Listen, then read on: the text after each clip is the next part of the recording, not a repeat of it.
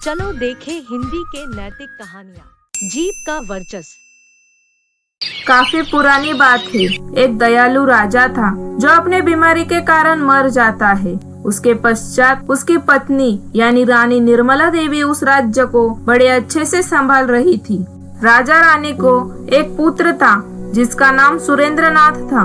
रानी हमेशा अपने पुत्र को अपने साथ ही रखती थी ताकि आगे जाके रानी के पश्चात सुरेंद्रनाथ अच्छे से राज कारभार चला सके। कुछ समय बाद रानी की सेहत भी खराब रहने लगी तो सब राज कारोबार का भार सुरेंद्रनाथ पर ही आ गया। एक दिन सुरेंद्रनाथ, ये मेरा कीमती हार मेरी निशानी समझकर तुम्हारे पास रखो, इसको बहुत ही संभाल के रखना। हाँ माता, मैं हमेशा इस हार को संभाल के रखूंगा। बेटा, अब मेरी मृत्यु नजदीक आ रही है, इसलिए मैं आज ये घोषित करती हूँ कि आज से तुम ही इस राज्य के अगले महाराज हो। माता, आप ऐसी बातें ना करें।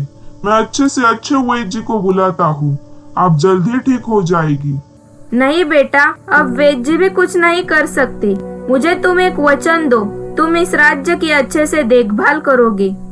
हाँ माता, मैं आपको वचन देता हूँ। जैसे आपने और पिताजी ने बड़े प्रेम से इस राज्य को संभाला था, मैं भी वैसे ही इस राज्य को संभालूंगा। सुरेंद्रनाथ के इतना कहते ही रानी चल बसी।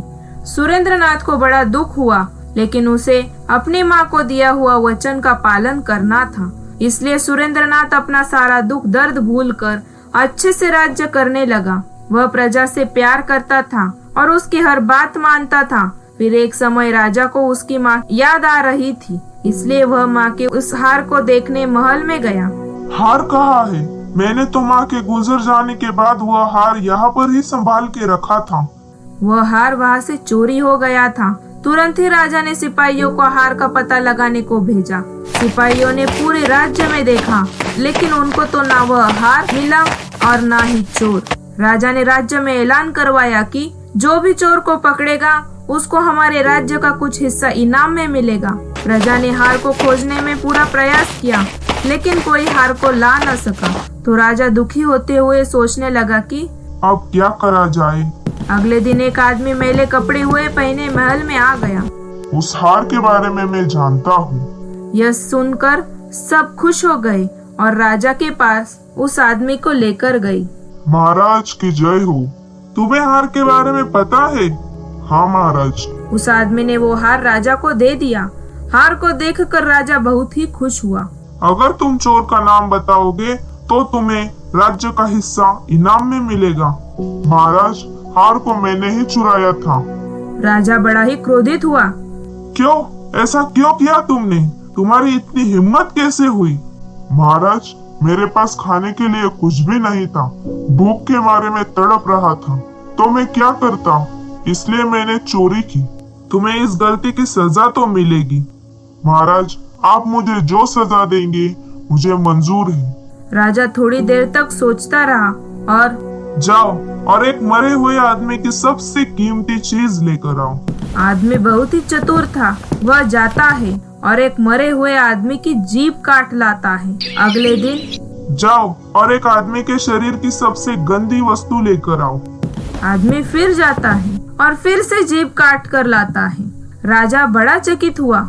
ये क्या? तुमने पिछली बार की तरह इस बार भी एक ही चीज लेकर आए हो।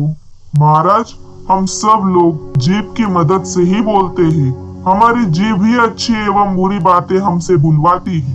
हमारी वाणी से ही हमारा सारा फसाद होता है। यह सब अच्छा होता है, यह सब बुरा होता है। वाह, तुम तो बड़े चतुर हो। धन्यवाद महाराज। मेरे कहे मुताबिक मैं तुम्हें अपने राज्य का एक हिस्सा देता हूँ। नहीं महाराज, मुझे आपका राज्य नहीं चाहिए। तो फिर तुम क्या चाहते हो?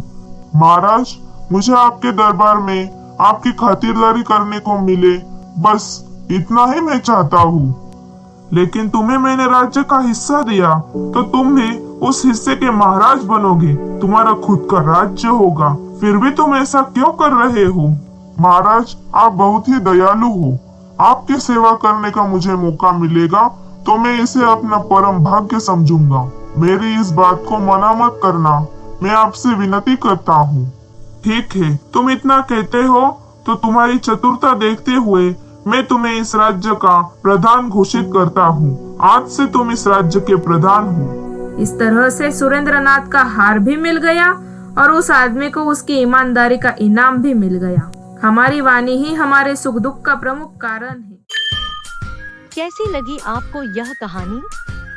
ऐसी नैतिक कहानियाँ सुनने के लिए please like, share and subscribe.